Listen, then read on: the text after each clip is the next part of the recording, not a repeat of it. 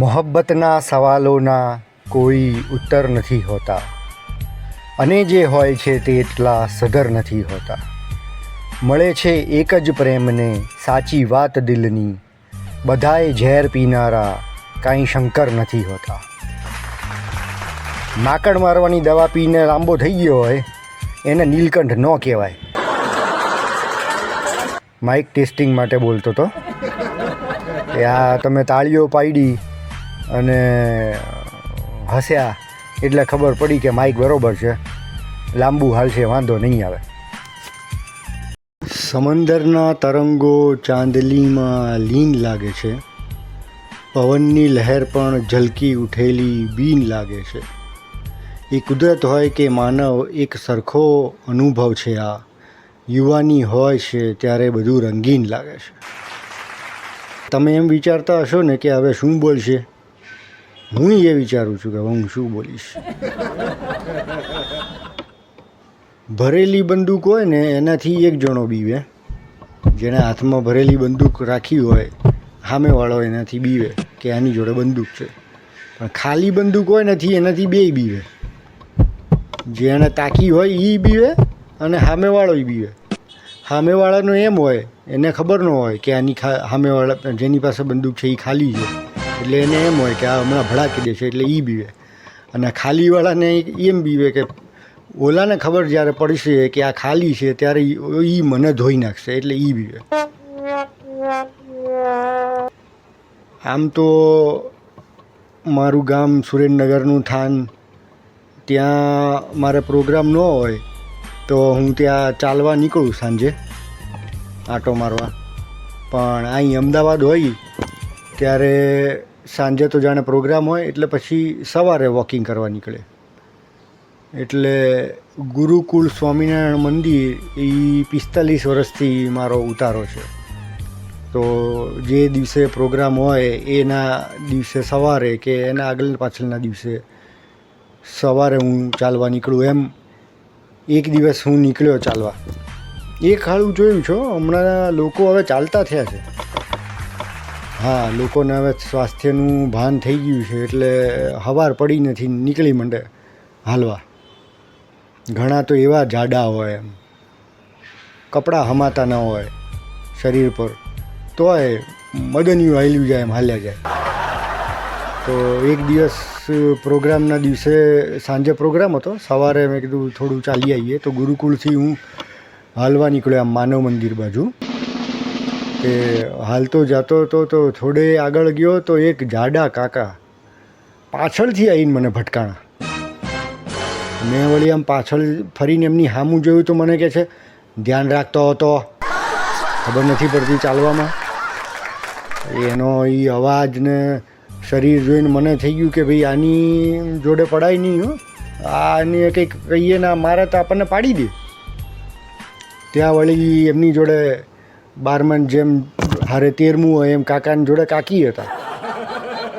કાકી કે રહેવા દો દાદા, તમે ભાગશાળી છો. પાછળ 2 જણાને કાકા ભટકાયા તેમને પાડી દીધા ઠામુકા. તમે ઊભા તો રહી શકીએ કે? મેં કીધું હશે, જવા દે, દિવસ ખરાબ છે, એમ કરીને હું આગળ નીકળ્યો. તો વળી થોડે આગળ ગયો તો એક સાયકલવાળો આમ સામે સીધો ભટકાયો મને, અને એણે તો મને પાડી જ દીધો. તો હું પડી ગયો, મને જોઈને પાછો હસવા માંડ્યો. મને કે તમે ખરા ભાગશાળી? મેં કીધું લે, હું પાછો ભાગશાળી? ઓલા કાકા મને ભાગશાળી કહે. કાકીએ કીધું તું પાછો હવે હું તારા માટે છે ને ભાગશાળી? મને કે હું ટ્રક ડ્રાઈવર છું ને રોજ ટ્રક લઈને નીકળું છું, ખાલી આજે જ સાયકલ લઈને નીકળ્યો છું. મારું નસીબ બચી ગયો. હશે આ દિવસ ખરાબ છે, હવે તો એક ભૂલ ન કરું ને સીધો હાલું. વળી થોડે આગળ ગયો તો બાજુમાં એક રસ્તાની બાજુ એક ભિખારી બેઠો હતો. એ મને જોઈ ગયો. મને કે સાહેબ એક ચા પીવડાવો અડધી. મેં કીધું હશે, ચલો આજે થોડું પુણ્યનું કામ કરી દઈએ. તો બાજુમાં ચાવાળો હતો એટલે મેં એને કીધું કે આ ભાઈને છે અડધી ચા પીવડાવી દો, હું પૈસા આપી દઉં છું. તો ભિખારી પાછો મને કહે છે કે સાહેબ તમે પીવો ને મારી જોડે? તો ભલે હાલ નીકળ્યા જ છીએ તો પી લઈએ.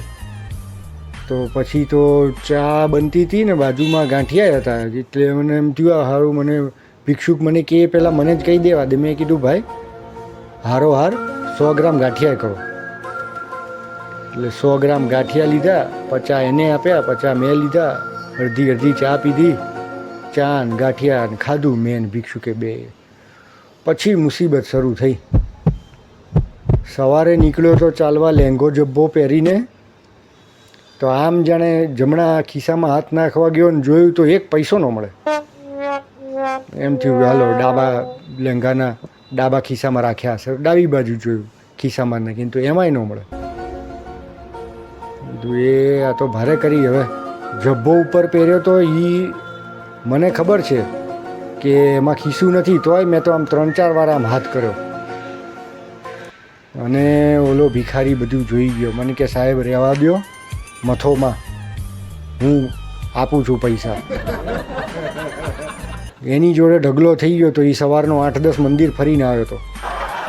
મરણ મૂડી કાઢે એમ એણે પૈસા કાઢ્યા અને ચા અને ગાંઠિયાના પૈસા એણે આપ્યા.